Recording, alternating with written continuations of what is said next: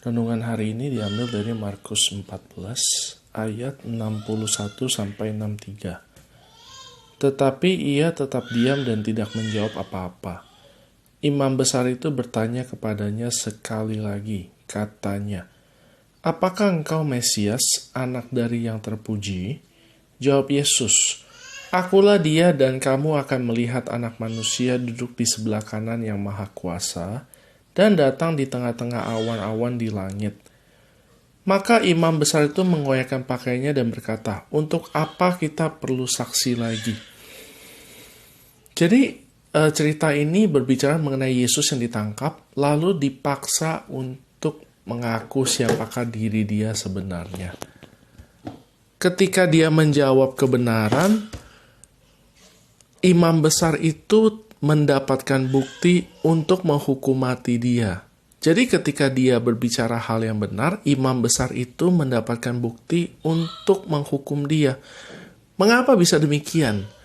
Di dalam hatinya imam besar itu, dia sudah yakin, seyakin-yakinnya dia tidak mau terima lagi kebenaran bahwa Yesus bukanlah Mesias. Ini bukan hal yang luar biasa. Ini adalah hal yang sangat normal.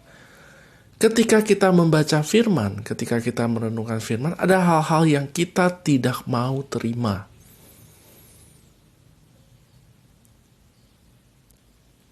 Ketika kita membaca firman, ada hal-hal yang kita tidak mau percaya. Dari mana ini datangnya? Ini adalah hal yang manusia daging biasanya miliki. Ada bagian-bagian tertentu yang kita tidak mau percaya. Kenapa bisa begitu? Karena kita sudah memiliki filosofi yang lain sebelumnya. Kita memiliki suatu kriteria di dalam pikiran kita. Mestinya kayak begini, mestinya kayak begini, mestinya kayak begitu. Tapi kalau kita baca firman jangan seperti itu. Bukalah hati kita sebesar-besarnya untuk Tuhan bicara kepada kita.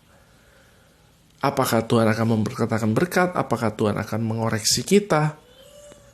Marilah kita buka hati kita lebar-lebar untuk Tuhan lakukan sesuatu. Contoh. Salah satu firman yang orang paling takutkan adalah memberi.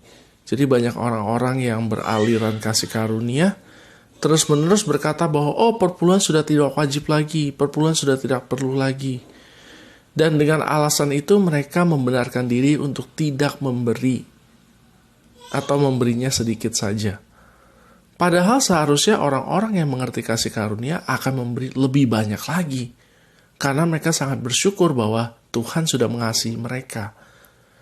Dan lain-lainnya, misalnya tidak mau mengampuni atau apalah. Nah, ini kalau kita tidak membiarkan firman bekerja di dalam kita sepenuhnya, kita tidak bisa menjadi orang yang sepenuhnya yang Allah inginkan. Allah sudah mempunyai gambaran bahwa kita akan menjadi seperti Yesus. Sekarang sudah menjadi seperti Yesus secara roh. Tapi Allah ingin agar jiwa kita dan tubuh kita pun menjadi seperti Yesus secara utuh. Ini tidak bisa dilakukan kecuali kita punya jiwa diperbaharui. Nah, mari kita biarkan firman mengubah jiwa kita, memperbaharui pikiran dan perasaan kita, sehingga kita benar-benar menjadi pribadi 100% yang dikehendaki Allah. Itu aja dari saya. Semoga diberkati. Haleluya. Amin.